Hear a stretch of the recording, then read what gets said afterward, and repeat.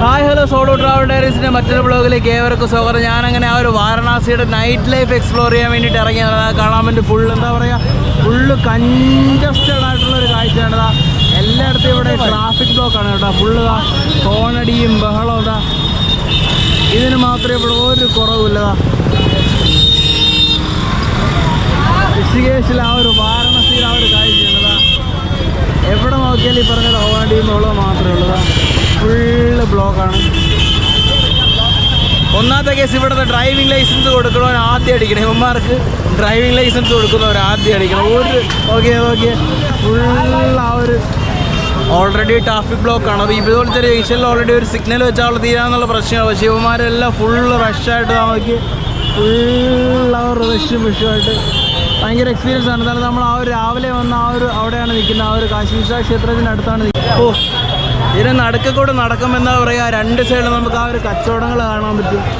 വീട്ടിൻ്റെ ആ ഒരു ഒരുപാട് കച്ചവടങ്ങളും ബഹളങ്ങളും ഒക്കെ എപ്പോഴും കാണാൻ പറ്റും. അതുപോലെ തന്നെ ഈ ഹോണടി സഹിക്കാൻ പറ്റാത്തതെന്ന് പറഞ്ഞാൽ ഈ ഒരു ഹോണടിയാണ്. ഈ വണ്ടിയുടെ ഒരു ഹോണടികൾ കാണാൻ പറ്റും. അവിടെ എന്തൊക്കെയോ ഈ തുണി, ആ ടെക്സ്റ്റൈൽ തുണിയോട് ഇങ്ങനെ വാരി കൊടുക്കുന്നൊരു കാഴ്ച. അതുപോലെ തന്നെ കുറേ സൈഡിൽ ഇങ്ങനെ കുറേ സ്വീറ്റ്സ് ഐറ്റങ്ങൾ, അങ്ങനെ എന്താ പറയുക, രാത്രി എപ്പോഴും വളരെ ഓണാണ് ഈ ഒരു കാശി. നമുക്ക് കാണാൻ കഴിയും ഫുൾ ടൈം ഓണാണ്. എപ്പോഴും ഫുൾ ഓണായിട്ടുള്ളൊരു സ്ഥലമാണ് ഈ ഒരു കാശിയിലെ രാത്രി കാഴ്ചകൾ. ഇപ്പോഴും രാത്രി പറഞ്ഞ അവൻ്റെ സൈക്കിൾ റിക്ഷകളും എന്താ ബൈക്ക്, ഇവന്മാരുടെ ഈ ഹോണടിയാണ് ഒരു രക്ഷയില്ല. അത് ഫുള്ള് എപ്പോഴും ഓണാണ്. അത് രണ്ട് സൈഡിലോട്ടൊക്കെ ആ ഒരു ഷോപ്പും കാര്യങ്ങളൊക്കെ എപ്പോഴും നമുക്കിങ്ങനെ കാണാൻ പറ്റില്ല.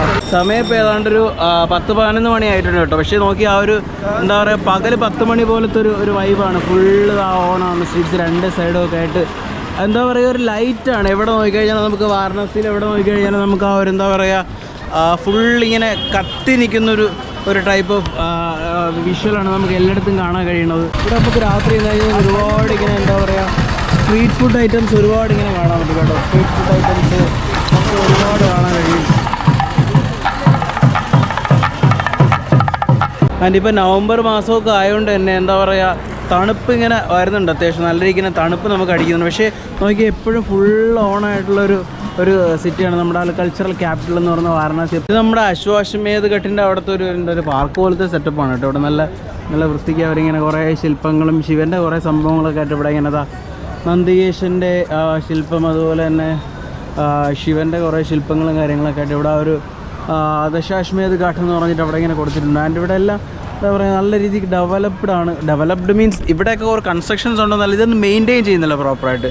പൊല്യൂഷൻ്റെ പ്രോപ്പറായിട്ട് മെയിൻറ്റെയിൻ ചെയ്യുന്നില്ല. പക്ഷേ ഇവിടെ ഒരുപാട് ഇനിഷ്യേറ്റീവ്സ് ഇവിടുത്തെ ഗവൺമെൻറ് കൊണ്ടുവരുന്നുണ്ട്. പക്ഷേ അതൊന്നും പ്രോപ്പറായിട്ട് മെയിൻറ്റെയിൻ ചെയ്യുന്നില്ല. നമുക്ക് ആ ഘാട്ടിലേക്ക് എത്തി നമ്മുടെ ദശാശ്വമേധ് ഘട്ടിലേക്ക് വീണ്ടും എത്തിയിരിക്കുകയാണ്. നേരത്തെ ആരതി നടന്ന നമ്മുടെ ദശാശ്വമേധ് ഘട്ടിലാണ് ഇപ്പോൾ നിൽക്കുന്നത്. ഇവിടെയൊക്കെ നേരത്തെ ആരതി നടന്ന ആ ഒരു സ്ഥലങ്ങളാണ്. ഇവിടെ ഇപ്പോൾ ആരുമില്ല കേട്ടോ. എന്താ പറയുക, വലിയ ആൾക്കാരൊന്നും ഇല്ലെങ്കിൽ പോലും എന്താ ഭയങ്കര ഒരു വൈബാണ്. ഭയങ്കര കാറ്റും ഒരു ഭയങ്കര പീസായിട്ടുള്ളൊരു കാഴ്ചയാണ് ഇവിടെ ഇരുന്നിട്ട് ആ ഒരു ഗംഗാനദിയുടെ ആ ഒരു വിഷ്വലൊക്കെ ഇങ്ങനെ കണ്ടുകൊണ്ടിരിക്കുക. അത് ഭയങ്കര ഒരു പീസ് തന്നെയാണ്. നമ്മൾ കണ്ട രാത്രി നടന്ന സമയത്ത് ആ ഒരു മന്മാന്തർ ഘാട്ട് എന്ന് പറഞ്ഞാൽ ആ ഒരു ഘാട്ടിൻ്റെ എന്താ പറയുക, അതിമനോഹരമായിട്ടൊരു കാഴ്ച. എന്ത് ഭംഗിയാണെന്ന് നോക്കി ആ ഒരു ഘാട്ട് കാണാനായിട്ട്.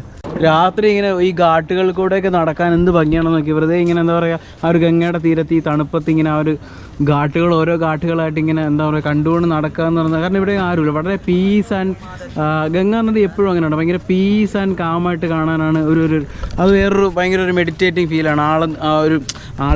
ആളും ബഹളമൊന്നും ഇല്ലാതെ ഒഴിഞ്ഞിട്ടുള്ള ആ ഒരു ഗംഗയുടെ ഒരു കാഴ്ചകൾ എപ്പോഴും ഭയങ്കര സ്പെഷ്യലാണ്. ആ ഒരു രാത്രി കാഴ്ച അത് അതിമനോഹരമായിട്ട് ഇങ്ങനെ ആ ഒരു ഗംഗയുടെ ആ ഒരു ഘാട്ടുകളിൽ കൂടി ഞാൻ ഇങ്ങനെ നടക്കുകയാണ്. അത് ഭയങ്കര ഒരു ഫീലായിട്ടോ. ഇങ്ങനെ ഈ ഘാട്ടുകളിൽ കൂടി ഇങ്ങനെ വെറുതെ ഇങ്ങനെ രാത്രി ഇങ്ങനെ നടക്കാൻ, ആളൊഴിഞ്ഞ ഘാട്ടുകളിൽ കൂടി ഇങ്ങനെ നടന്നുകൊണ്ടുള്ള ആ ഒരു കാഴ്ച.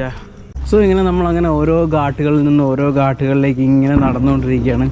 അത് രാത്രി ഒറ്റയ്ക്ക് ഇങ്ങനെ എന്താ പറയുക, ആ ഒരു ഗംഗാ നദിക്കരയിൽ കൂടി ഇങ്ങനെ നടക്കുമ്പോൾ കിട്ടുന്ന ആ ഒരു ഫീല് ഭയങ്കര ഒരു പോസിറ്റീവ്. നമ്മളടുത്ത് വീണ്ടും മറ്റൊരു ഘാട്ടിലേക്ക് എത്തിയിരിക്കുകയാണ്. ലളിതാ ഘാട്ട്. വീണ്ടും വേറൊരു ഘാട്ടിലേക്ക് എത്തി. ഇവിടെ ഈ ഒരു ഘാട്ടുകൾ തന്നെയാണ് വാരണാസിയുടെ ഏറ്റവും വലിയൊരു ഫേമസ് എന്ന് പറയുന്നത്. ലളിതാ ഘാട്ട് എന്ന് പറഞ്ഞൊരു ഘാട്ടിലെത്തിയിരിക്കുകയാണ്. അവിടെ ബോട്ടുകളൊക്കെ ഇപ്പോഴും ഇങ്ങനെ പോകുന്നത് കാണാൻ പറ്റും.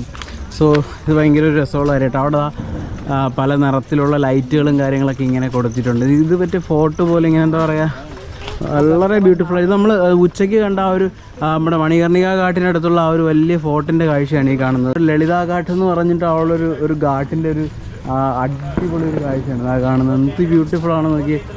ഇത് നമ്മൾ ഉച്ചയ്ക്ക് നമ്മൾ ഇവിടെ നിന്ന് വന്നപ്പോൾ കണ്ട ആ ഒരു ഫോർട്ടിനാണ് കേട്ടോ. പക്ഷേ എന്ത് ബ്യൂട്ടിഫുൾ ആയിട്ടുള്ളൊരു കാഴ്ച നോക്കിയാൽ. ഇത് നമ്മുടെ ഒരു എന്താ പറയുക പണ്ടത്തെ ഒരു കൊട്ടാരം പോലത്തേക്കുള്ളൊരു വിഷ്വൽ ഫുൾ ആ ലൈറ്റൊക്കെ ഇങ്ങനെ സെറ്റ് ചെയ്തിട്ട് അടിപൊളി. ഈ രാത്രി കാഴ്ചകളിൽ ഏറ്റവും അട്രാക്റ്റീവായിട്ട് എനിക്ക് തോന്നിയത് ഈ ഒരു ഘാട്ടിൻ്റെ ഈ ഒരു ലളിതാ ഘാട്ട് എന്ന് പറഞ്ഞ ഈ ഒരു ഘാട്ടിൻ്റെ ആ ഒരു കാഴ്ച തന്നെയാണ്.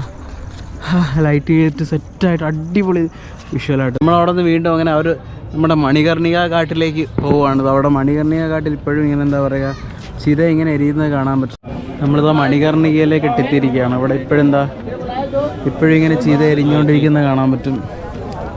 ഫുൾ ടൈം ഇങ്ങനെ ഇവിടെ എപ്പോഴും ഇങ്ങനെ ചിത എരിഞ്ഞ് ഫുൾ ടൈം ചിത എരിയുന്നത് കാണാൻ പറ്റും.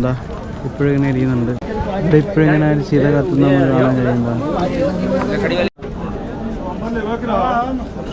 നമ്മുടെ രാത്രിയിൽ ആ ഒരു മണികർണിക ഘാട്ടിൻ്റെ കാഴ്ചയാണ്. ഇവിടെ രാത്രിയും പകലും ഒക്കെ തന്നെ ഇങ്ങനെ ശവസംസ്കാരങ്ങൾ നടന്നുകൊണ്ടിരിക്കും. 24 മണിക്കൂർ ഇവിടെ ശവശരീരങ്ങൾ ഇങ്ങനെ കത്തിക്കൊണ്ടിരിക്കും.